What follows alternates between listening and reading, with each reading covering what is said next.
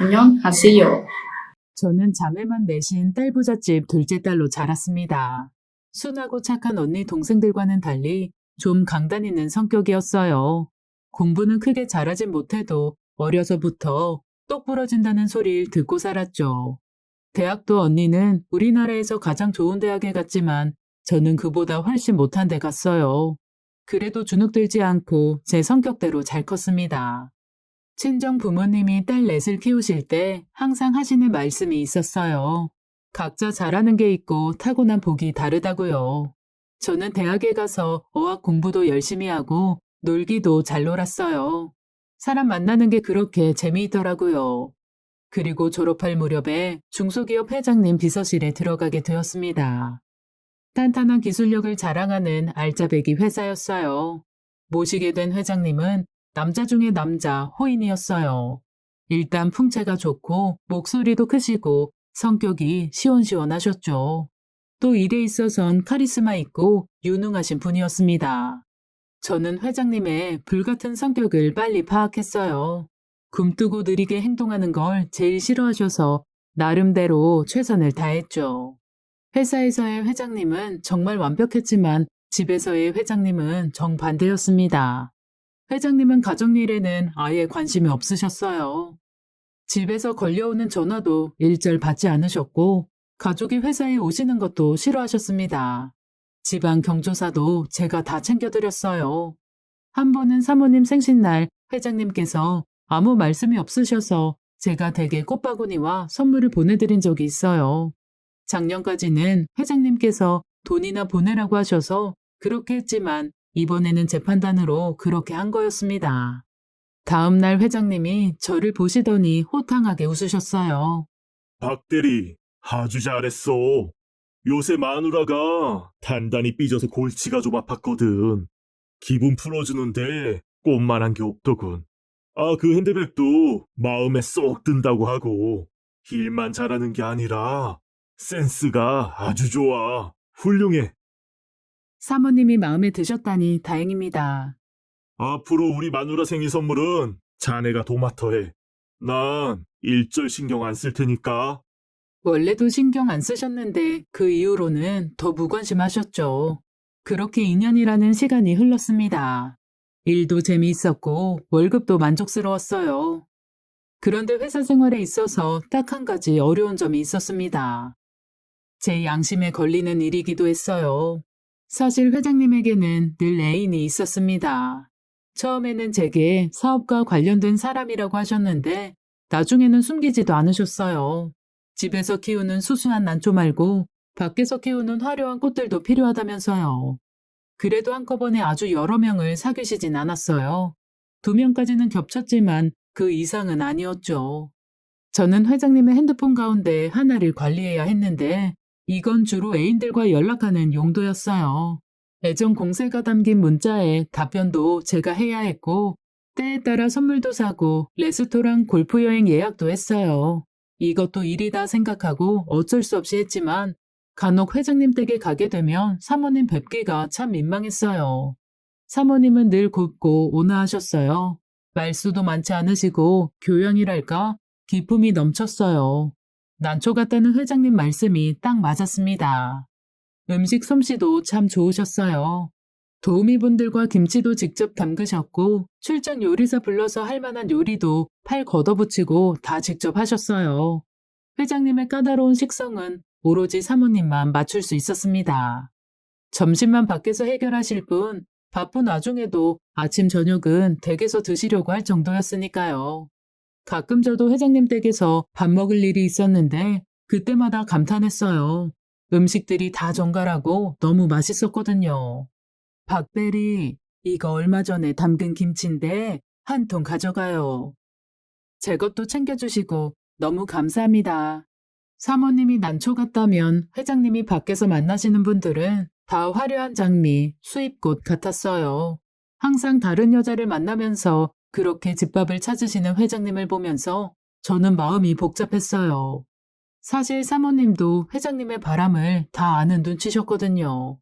자세한 속사정은 몰라도 알면서도 그냥 참고 사시는 것 같았습니다. 그리고 어느 날 저는 회장님으로부터 깜짝 놀랄 만한 제안을 받았어요. 비서로 일한 지 3년을 채워가던 때였습니다. 아들을 한번 만나보라는 거였어요. 자네랑 동갑이니 친구처럼 지내면서 잘 구워 삶아봐. 도대체 얘가 야망이 없어, 야망이. 아버지가 큰 사업을 하고 있는데 뭐라도 배워 도울 생각을 해야지. 제대하고 정신 차리나 했더니 조립식 로봇인지 뭔지에 빠져서는 사내가 큰일을 해야지. 형 마음에 안 들어서 원. 아드님께서 생각도 깊고 손재주가 아주 좋으신가 봐요. 생각이 깊긴 회사에 들어와 기술을 배워라. 바닥부터 배워나가라 해도 도무지 말을 들어야지. 이제라도 회사 일을 좀 봐줬으면 하는데 영 싫어하는 눈치야. 박 대리가 좀 만나봐. 그리고 이성으로 우리 아들이 어떤지 한번 진지하게 생각해봐. 저는 깜짝 놀랐습니다. 회장님, 그게 무슨 말씀이세요? 난 자네가 마음에 들어. 부침성도 좋고 싹싹하고 부지런하고 사람 마음도 잘 읽고 내 아들이 그런 게 없거든. 보고 통하는 게 있으면 만나고 아니면 친구로 지내도 좋고 둘이 통해야 일이 성사되는 거지. 억지로 만나라고는 안 해. 부담 없이 친구로 만나는 것도 싫어? 아니요. 해보겠습니다, 회장님. 그로부터 일주일 뒤 저는 회장님 아들과 만날 수 있었어요. 만나고는 깜짝 놀랐습니다. 회장님 말만 듣고 내성적이고 소심한 사람일 줄 알았는데 아니었어요. 매너 있게 다가와 악수를 청하는데 키도 훤칠하고 덩치도 좋은 요새 말로 훈남이었어요.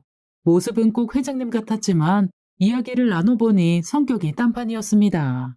다정하고 섬세한 사람이었어요. 저는 아버지보다 어머니를 많이 닮았어요.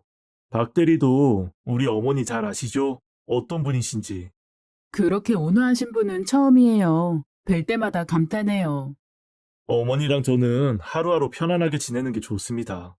아버지는 기업가로 사회활동을 왕성하게 하시지만 저는 그런 면을 닮지도 않았고 아버지 일을 물려받고 싶지도 않고요. 차라리 제 여동생이 사업가 기질이 있어요. 네, 각자 맞는 옷이 있죠. 그런데 아버지는 그게 불만이세요. 제가 너무 소심하다고, 남자답지 못하다나? 불만이라기보다는 아들한테 물려주고 싶은 게 많으니 안타까워서 그러시는 게 아닐까요? 남보다는 자식이 낫잖아요, 아무래도. 선희 씨는 참 말을 예쁘게 하시네요. 늘 저희 어머니까지 챙겨주셔서 고맙다고 생각하고 있었어요. 제 일인걸요. 좋은 직장에 오래 다닐 수 있어서 만족합니다. 오늘 차만 마셔서 아쉬운데 주말에 시간 있으세요? 같이 영화 보실래요? 그렇게 우리는 주말마다 만나게 되었습니다. 회장님 아들 건호 씨와 함께 있으면 참 편안하고 즐거웠어요. 다정하면서도 유머 넘치고 배려 넘치는 성격이 참 좋았습니다. 건호 씨는 저의 활달하고 명랑한 면에 빠져서 우린 사랑하게 되었고 1년도 안 되어 결혼식을 올렸습니다. 아버님의 바람대로 저는 남편이 회사 일에 관심을 갖도록 설득했어요. 신혼여행에서 돌아오자마자 남편은 아버지 회사에 들어가게 되었고 저는 퇴사를 하게 됐어요. 곧바로 저는 아이를 갖게 되었습니다. 그러나 반년 넘게 잘 다니는가 싶던 남편은 결국 회사 생활을 견디지 못했어요. 시아버지랑 크게 부딪힌 어느 날 아예 짐을 싸서 집에 왔더라고요. 자기야, 나 도저히 못하겠다. 아버지랑 나랑 너무 안 맞아. 이렇게는 하루도 못 살겠어. 그렇게 힘들어? 하루가 멀다 하고 직원들 앞에서 망신 주고 비교하고 일을 배울 시간이나 주시면 몰라. 그저 마음만 급하셔서 역정만 내시잖아. 다 내가 의욕이 없어서 그런 거래. 쓸데없이 나약해서 그렇다시잖아. 여보, 아버님 말씀 가시 빼고 들으면 안 돼? 그 사업체 당신 물려주고 싶어서 그러시는 거잖아. 선이야, 너도 아버지 재산 탐나니? 내가 스트레스 받아 일찍 죽어도 괜찮아? 뱃속 악이 들어. 무슨 말을 그렇게 해. 당신이 너무 힘들어하니까 그렇지. 나 이렇게는 하루도 못 살겠어. 돈을 적게 벌어도 내가 좋아하는 일을 하고 싶어. 남편은 바로 다음 날부터 회사에 나가지 않았어요. 대신 오랜 취미였던 조립식 로봇을 수입 판매하는 일을 하고 싶어 했어요. 당연히 아버님은 그 일을 반대하셨고 사내가 할 일이 아니라고 역정을 내셨습니다. 배응망덕한 자식 같은 이라고. 내 돈으로 이날 이때까지 잘 먹고 잘 살았으면서 뭐? 기껏 애들 장난감으로 돈벌이를 하겠다고? 애비가 장가까지 보내줬으면 납작 엎드려서 사업이나 배울 것이지. 집이고 차고 다 내놓고 빈털터리로 나가라. 꼴도 보기 싫어? 그럴게요, 아버지. 하라는 대로 하겠습니다. 그때 저는 임신 7개월이었어요. 얼마 안 있으면 출산이었죠. 결혼 후 남편이 아버님 회사에 들어가며 생활은 안정되어 있었어요. 적지 않은 월급에 생활비를 따로 받고 있었고 집, 차도 다 시댁에서 지원받은 거였어요. 배가 불러있는데 당장 월급이 안 나오면 어떻게 살아야 할지 저는 막막했죠. 아버님, 죄송해요. 다 제가 잘못했습니다. 이 사람 붙잡고 더 설득했어야 했는데, 힘든 마음 알아줬어야 했는데, 제가 홀몸이 아니라 좀 소홀했어요. 아기 낳을 때까지만 기다려주시면 안 될까요? 저희 신생아 데리고 어디 가요, 아버님? 어머님도 옆에서 아버님을 설득했어요.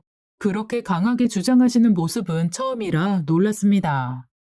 여보, 아들 자식이 잘못했다고 손주까지 내팽개칠 거예요? 당신은 처음부터 일머리 갖고 태어났어요? 사업이 처음부터 잘 되냐고요? 게다가 이 사업 제 친정돈으로 시작한 거 잊었어요? 난 아들 내 빈털터리로 내쫓는 거 찬성 못해요. 당신이 밀어붙이면 나도 집 나갑니다. 얘네 따라간다고요. 뭐? 이것들이 단체로 돌았나? 당신 잘 생각해요. 지금 얘네 내쫓으면 태어날 손주도 못 보게 되는 거예요. 아버님, 저도 회사 나갈게요. 이 사람 설득하면서 잘 데리고 다닐게요. 아기 낳고 몸 풀 때까지만 기다려주세요. 건강 잘 회복해서 남편이랑 같이 회사에 출근하겠습니다. 됐다. 저 녀석은 됐고 새아가 너만 나오거라. 네? 싹수가 노란 녀석은 회사에 얼씬도 못하게 해. 새아가 너만 나와서 다시 예전처럼 일해라. 둘이 장난감 가게 한다고 붙어있지 말고. 새아가라도 회사에 나와 일을 하면 월급이랑 생활비는 그대로 주겠다. 저는 시아버지 앞에서 펑펑 울면서 기회를 주셔서 감사하다고 했습니다. 한편으로는 남편이 원망스럽기도 했어요. 그러나 아버님 회사 다니면서 밥도 잘 못 먹고 죽을 것 같은 얼굴로 퇴근하는 남편이 불쌍했습니다. 내가 시간을 벌 테니 하고 싶은 일 어떻게 시작할 건지 궁리나 하라고 했죠. 남편은 저한테 미안하고 고맙다면서 이제는 출산만 신경 쓰라고 하더군요. 저는 10달 채워 아들을 무사히 낳았고 몸조리도 잘 마쳤습니다. 안녕하세요. 그리고 아기가 5개월째 되던 달에 출근을 했어요. 전에 있던 비서가 제게 인수인계를 해주는데 익숙한 물건을 하나 주더군요. 시아버지 애인 관리용 핸드폰이었습니다. 저는 얼굴이 새빨개졌어요. 제가 며느리인 줄 뻔히 알면서 그걸 주는 직원도 제 눈을 피했어요. 이거 뭔지 혹시 아세요? 네. 더는 말씀 안 드려도 되겠죠? 저는 기가 막혔습니다. 또 이런 일을 해야 한다니요. 결혼 전에는 모시는 회장님일 뿐이었는데 지금은 아니잖아요. 엄연히 제 시아버지, 우리 아들의 친할아버지인데 이런 일을 또 해야 한다니 걱정이 태산 같던 와중에 아버님이 저를 부르셨습니다. 거기 저장돼 있는 번호 연락 다 끊어라. 다 정리하라는 말씀이세요? 전화번호도 이참에 싹 바꿔. 내심 기뻤어요. 아버님이 바꾼 여자 관계를 다 정리하시려나 싶었어요. 그러나 그건 제 희망사항일 뿐이었습니다. 아버님은 이런 말하기 그렇지만 정말 뻔뻔하셨어요. 꽃밭도 가끔은 싹 갈아엎어야지. 갈아엎고 다른 씨앗을 뿌리겠다는 이야기였습니다. 만나시는 분들이 싹 바뀌었고 저는 또다시 그분들의 선물을 사러 다녀야 했어요. 전보다 양심의 가책이 심하게 느껴졌죠. 그래서 소심한 복수를 시작했습니다. 아버님 애인의 스카프를 살 때 일부러 어머님 것으로 더 값비싼 물건을 구매했어요. 식당이나 여행지를 예약할 때도 훨씬 더 좋은 곳으로 아기와 남편, 어머님과 함께 갈 것을 예약했어요. 아버님은 어차피 액수를 확인하지 않으시기 때문에 상관없었습니다. 어느 날 아버님은 애인과 골프 여행을 가시고 우리는 강원도의 멋진 리조트에 갔을 때였어요. 남편이 먼저 잠든 밤에 어머님이 슬쩍 제게 말씀하셨어요. 윤어미야, 애쓰지 마라. 네? 무슨 말씀이세요, 어머니? 나 바깥 양반 그러는 거 다 포기하고 산다. 그러니까 허튼 돈 쓰지 말라고. 어머니, 죄송해요. 정말 죄송해요. 네가 뭐가 죄송해. 어른으로서 내가 부끄럽지. 저 사람은 저 사람 인생, 나는 내 인생. 그렇게 살고 있는 거야, 지금. 바깥에선 여자 만나고 다니면서 꼭 집밥만 찾는 거 보면 기가 차고 언제까지 저러려나 싶지만 이혼이고 뭐고 그런 것도 귀찮고 사실 여행도 그렇게 반갑지 않아. 우리 윤호 보면서 집에 있는 게 제일 좋다. 며느리한테 시어머니가 할 얘기는 아니지만 내 마음은 그렇다. 어머니, 정말 이혼은 생각 없으세요? 저는 두 분 이혼하길 바라는 게 아니라 너무 화가 나서 그래요. 그리고 너무 죄송하고요.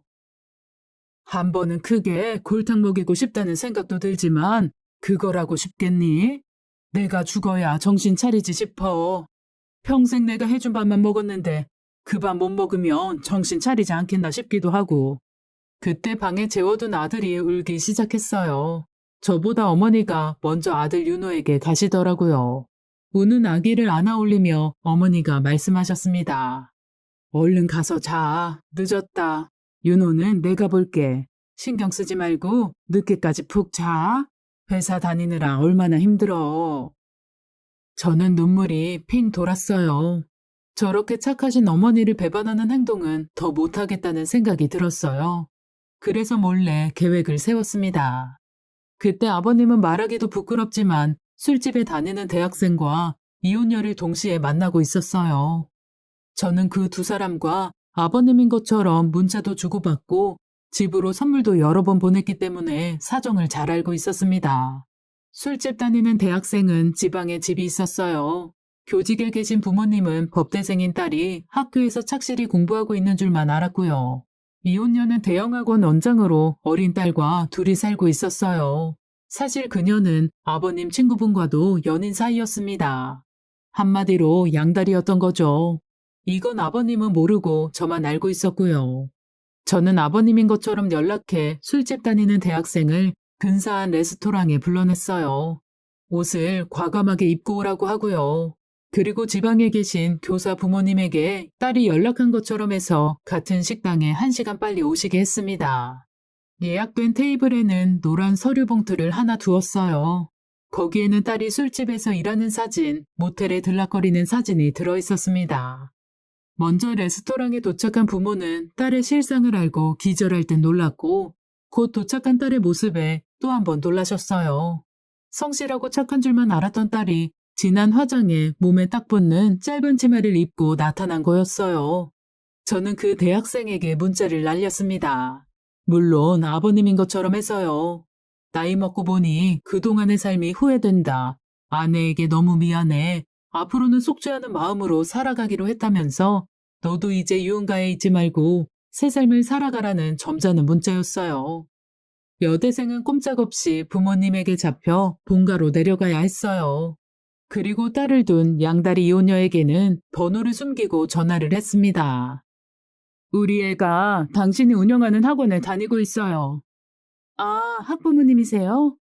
더는 그 학원에 우리 애 못 보내요. 당신 무슨 짓 하고 다니는지 내가 다 알아요. 이 동네에 교육열도 높고 성적 경쟁도 치열한데 고르고 골라보낸 곳이 하필 당신 같은 사람이 가르치는 데라니 기가 차네요. 네? 무슨 말씀이신지. 네오실업 기억전자 대표님과 번갈아 가면서 데이트를 하더군요. 두 분 다 가정 있는 분들이고 친구 사이인데 참 용감해요. 누구세요? 그건 알 거 없고요. 당장 정리해요. 사모님들 언제 학원으로 들이닥칠지 몰라요. 두 분 다 화가 많이 나셨어요. 학원은 절대로 절대로 오면 안 돼요. 그렇게 겁나면 오늘 중으로 확실히 정리해요. 두 분 다. 네, 그럴게요. 그럴게요. 잘못했어요. 정리 하나하나 지켜볼 겁니다. 여기 엄마들 우습게 보지 말아요. 여차하면 학원가의 소문 쫙 퍼져서 망하는 거 한순간이니까. 그렇게 두 여자는 떠나고 아버님은 혼자가 되셨어요. 저는 아버님의 애인 관리용 핸드폰을 아예 꺼두었어요. 그때 시어머니는 일주일 예정으로 여행을 떠나셨어요. 우연은 아니었고 어머니와 제가 손을 잡은 거였습니다. 시어머니도 한 번은 시아버지에게 복수하고 싶다고 하셨거든요. 여태 참고 다 포기하고 살아왔지만 한 번은 혼쭐을 내고 싶다는 게 어머니 속마음이었으니까요.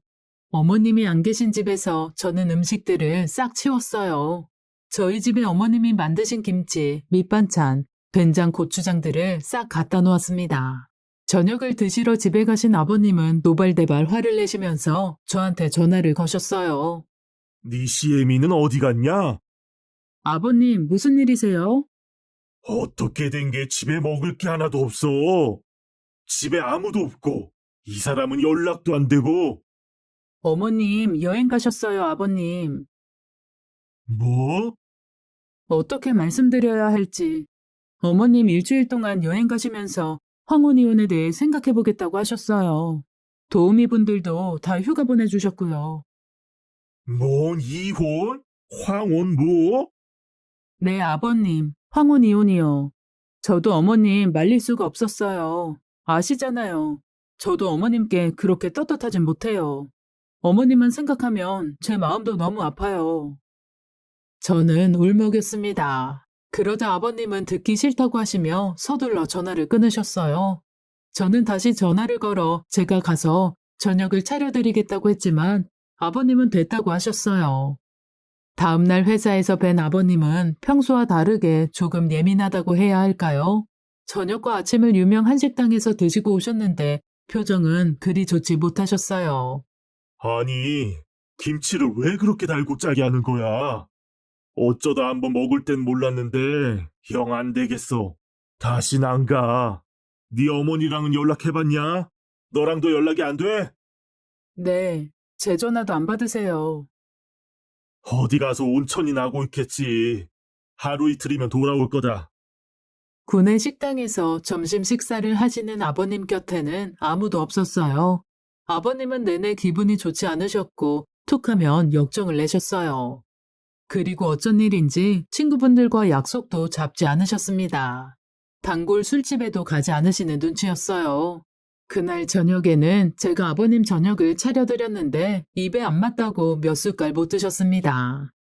너희 집에도 이 사람이 담근 김치랑 반찬 없어? 네, 아버님. 저희도 똑 떨어졌어요. 저희 친정엄마가 담근 김치 입에 안 맞으시죠? 어떻게 하죠, 아버님? 그때 남편이 끼어들었어요. 어머니가 만든 음식 아니면 잘 드시지도 못하면서 그동안 왜 그러셨어요? 좀 아껴주시지. 제가 봐도 아버지는 너무 심하셨어요. 여보, 왜 그래? 아버님 심기 불편하신데. 시아버지는 숟가락을 탁 놓고 들어가셨어요. 다음날 회사에서 일하고 있는데 아버님 차 기사분이 제게 물으셨어요. 사모님이 말도 없이 여행을 가신 게 사실이에요? 네, 그렇게 됐어요. 회장님, 오늘 입맛도 없고 기운도 없다시면서 저한테 북엇국 잘하는 식당 아냐고 물으시는 거예요. 아버님 단골 식당 있는데요? 하필 거기도 문을 닫았어요, 지난주에. 그래요? 회장님 저러다 몸 상하실까 걱정이에요. 끼니를 잘 챙기셔야 할 텐데. 사모님, 곧 돌아오시겠죠? 저도 모르겠어요. 빨리 오셔야 할 텐데. 어머님이 집을 비우신 지 7일째 되던 날, 아버님은 회사에도 늦게 출근하셨어요. 그날따라 모습이 초라해 보이셔서 저도 마음이 편치 않았습니다. 아버님, 오늘 점심 인사동 좋은 곳에 예약해 두었어요. 무슨 일인데? 어떤 분이 데이트 신청을 하셨어요. 취소해. 다 귀찮다. 꼭 가보셔야 해요. 저 믿고 걸음해 보세요, 아버님. 특별히 제가 거기까지 모실게요. 저를 보는 시아버지 표정은 지금도 잊지 못합니다. 마치 네가 사람이냐는 표정이었어요. 저는 모른 척 업무에 집중했습니다. 점심이 되었고 인사동으로 차를 타고 가는데 아버님이 이렇게 말씀하셨어요. 이런 자리 나가는 것도 이제 재미없다고요. 마음 써준 건 알겠는데 더는 하지 말라고 하시더라고요. 저는 알겠다고 대답했습니다. 이 사람은 어딜 가서 이렇게 안 오는 거야? 정말 이혼이라도 할 생각이야? 아이고, 다 늙어서 무슨. 그러나 말씀과 달리 아버님은 시름이 깊어 보였어요. 도착한 인사동의 찻집에는 아무도 없었어요. 아버님이 자리에 앉으시자마자 오둑한 내부에 갑자기 영상이 켜졌습니다. 아니, 저 사람이? 영상에는 하얀 웨딩드레스를 입은 백합 같은 여인의 모습이 있었어요. 바로 시어머니의 결혼식 날 모습이었습니다. 동그란 눈, 자그마한 입술이 무척이나 예쁘고 자태가 고우셨어요. 사실 영상은 옛날 사진을 제가 이어붙여 만든 거였는데 만들면서도 내내 감탄했어요. 젊은 시절 시어머니 미모가 이 정도일 줄 몰랐거든요. 그리고 사실 오늘은 두 분의 결혼기념일이었습니다. 차 두 잔을 들고 제가 다가가자 아버님이 고개를 돌리셨어요. 아마 눈물이 나셨던가 봅니다. 저는 못 본 척하면서 아버님께 말씀드렸어요. 아버님, 이거 반지인데 조금 이따 도착하신 분께 꼭 드리세요. 오늘이 무슨 날인지 아세요? 오늘이 무슨 날인데? 5월 9일 아니냐? 네, 이렇게 좋은 봄에 두 분 결혼하셨잖아요. 아버님의 눈이 커졌습니다. 어머님, 곧 도착하신다고 연락 왔어요. 뭐? 이 사람이? 아버님 표정이 굳어지는가 싶더니 갑자기 버럭 화를 내셨어요. 됐다. 오지 말라 그래. 어디 집 놔두고 이혼하겠다고 집을 나가길. 아주 배가 불렀지. 나 간다. 집에서 보면 됐지 뭐하러 이런 데서 만나? 나 화 많이 났다고 전해. 집에 꼼짝 말고 있으라고. 아버님, 절 봐서라도 여기 계셔주세요. 네? 저 더 이상 아버님의 바깥분들 심부름하고 싶지 않아요. 어머님도 제가 겨우 설득해서 오시게 된 거예요. 막 역정을 내시던 아버님은 조금 놀라신 눈치였어요. 때마침 제게 전화가 걸려왔습니다. 여보세요? 네? 뭐라고요? 어머님이요? 그게 사실이에요? 저는 자리에 털썩 주저앉았습니다. 왜? 무슨 일이냐? 그 사람한테 무슨 일이 생긴 거야? 아버님, 어머님이요? 저는 아버님에게 비극적인 소식을 전해야 했어요. 어머님은 세상을 달리하셨다는 이야기를요. 이 상황을 믿지 못하겠다는 듯 멍하니 천장만 바라보던 아버님은 결국 견디지 못하고 우열하셨어요. 찻집이 떠나가라 아버님이 우시는데 그때 누가 들어오는 인기척이 느껴졌어요. 그리고 바닥에 엎어져 오는 아버님을 누가 일으켜 세웠습니다. 아버님은 그분을 보시고는 귀신을 본 듯 놀라셨어요. 아니 이게 누구야? 당신 날 데리러 왔어? 저승에 같이 가자고 데리러 온 거야? 같이 죽자고? 억울해서 혼자 못 죽겠어? 시아버지를 일으키신 분은 바로 시어머니였습니다. 내가 죽긴 왜 죽어요? 이렇게 멀쩡히 살아있는데 세상 달리했다는 말을 고지고대로 들었어요? 좋은 세상 구경 잘하고 왔죠. 이번 여행지 참 좋습디다. 풍경도 좋고 물도 좋고. 뭐? 그게 무슨 말이야? 멀쩡히 살아있다고요. 당신 마누라 박미순. 봐요. 내 심장 이렇게 뛰고 있잖아요. 시아버지는 넋을 잃고 시어머니를 바라보셨어요. 그러더니 갑자기 벌떡 일어나셔서 불같이 화를 내셨습니다. 이걸 지금 둘이 장난이라고 치고 있어? 나 골탕 먹으라고 아주 짜고 치는 거였구만. 두 사람 다 나 심장 안 좋은 거 몰라? 아이고여라 몰라. 그리고 저는 당황했어요. 시아버지가 손으로 뒷목을 잡으시면서 비틀거리셨거든요. 그러나 시어머니는 눈 하나 깜짝 안 하셨어요. 아니, 아까는 잘못했다고 울고불고 하던 사람이 왜 이래요? 당신 이게 본심이지? 속마음이 그거 아니냔 말이야. 아예 속 시원히 말하지 그래. 꼴 보기 싫은 영감 빨리 죽었으면 좋겠다고. 내가 충격받아 뒤로 넘어가도 냉정할 여자야, 당신은. 그래서 지금 당신 뒤로 넘어갔어요? 멀쩡히 말만 잘하고 있잖아요. 사람이 그렇게나 오래 잘못을 했으면 이럴 때 진심으로 사과도 할 줄 알아야지. 어쩌면 그렇게 잘났어요? 정말 죽어서야 철들 거예요? 며느리 보기 창피하지도 않아요? 내가 뭘 그렇게 잘못했어? 남자가 바깥일 하다 보면 그럴 수 있지. 내 덕에 잘 먹고 잘 살았으면 됐잖아. 뭘 더 바래? 어디 또 한 번 집 나가봐. 그땐 정말 도장 찍어. 윤호애미, 너도 이제 더 이상 회사에 나오지 말아라. 꼴도 보기 싫다. 시아버지는 그렇게 독한 말을 뱉으시고는 찻집을 나가셨습니다. 어머님은 화가 나셔서 얼굴이 빨개지셨는데 저는 다리에 힘이 풀려 의자에 주저앉고 말았어요. 그리고 어머님께 죄송하다고 했습니다. 계획이 완전히 틀어진 것 같다고 제 생각이 짧았다고요. 그러나 어머니는 괜찮다고 하셨어요. 사람 쉽게 안 변한다고 더구나 나쁜 버릇은 고치기 힘들다고요. 손바닥 뒤집듯 사람이 쉽게 바뀌겠니? 지금은 자존심 좀 상할 거다. 그래도 이렇게라도 골탕을 좀 먹이니 속이 좀 낫다. 그렇지만 아이고 정말 내가 너 보기 부끄럽다. 어쩌면 저렇게 뻔뻔하냐 사람이? 아버님 말씀은 저렇게 하셔도 고생하셨어요. 어머니 안 계시는 동안. 그래? 아버님 얼굴 보셨죠? 반쪽이 되셨잖아요. 그동안 거의 못 드셨어요. 바깥 음식 물리고 입에 안 맞으신다고요. 어머님 빈자리 허전해 하시고 통 기운도 못 내시더라고요. 하기사, 네 시아버지 입맛이 보통 까다롭니? 식당 밥도 하루 이틀이지 영 입에 안 맞을 거다. 그러면 사람 귀한 줄 알아야지 저렇게 큰 소리를 쳐? 아이고 사람 안 변한다 안 변해.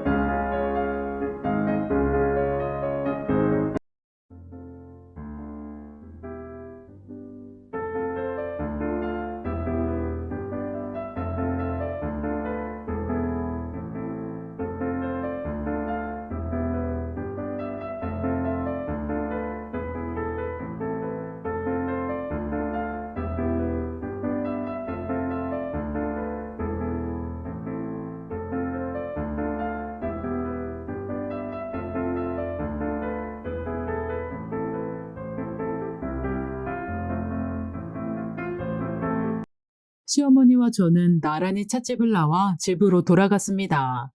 우리 집에 두었던 시어머니 김치와 반찬, 된장, 고추장들도 다 시댁에 돌려보냈어요.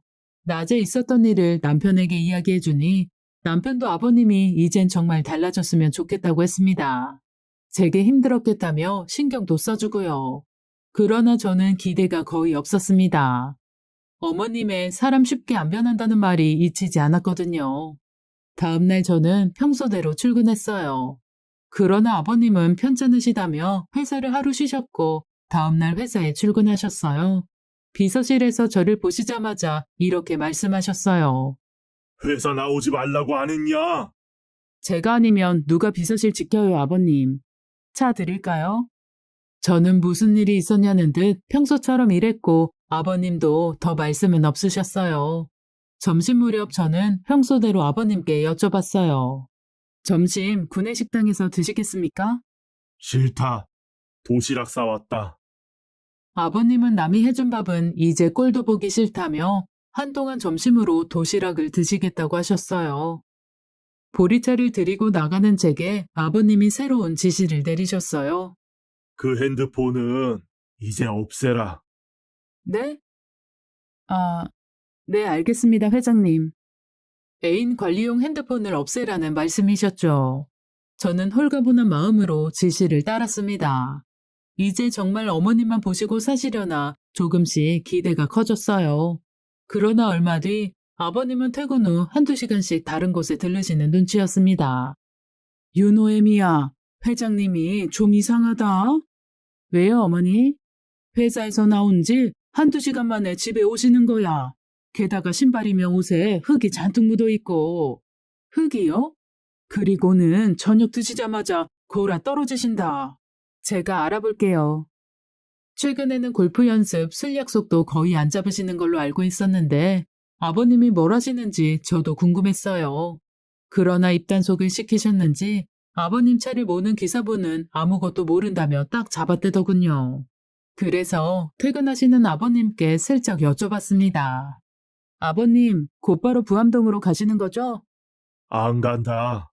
정성 들여 가꿀 게 있어. 매일 들여다봐야 하거든. 난 이만 간다. 저는 심장이 덜컥 내려앉았어요. 정성 들여 가꾸고 매일 들여다봐야 한다니 젊은 새 애인이라도 생긴 건가 하는 생각에 다시 모든 게 원점으로 되돌아가는 건가 싶어 마음이 너무 안 좋았어요. 불안하기도 하고 궁금하기도 해서 하루는 제 차로 퇴근하는 아버님을 따라잡았습니다. 차는 서울 외곽 골프장 근처의 동산에 다다랐어요. 그곳에 별장이라도 있나 싶어 저는 떨리는 마음으로 멀리서 아버님을 지켜보았습니다. 아버님은 하우스와 꽃밭이 있는 곳 구석에 있는 컨테이너로 들어가셨어요.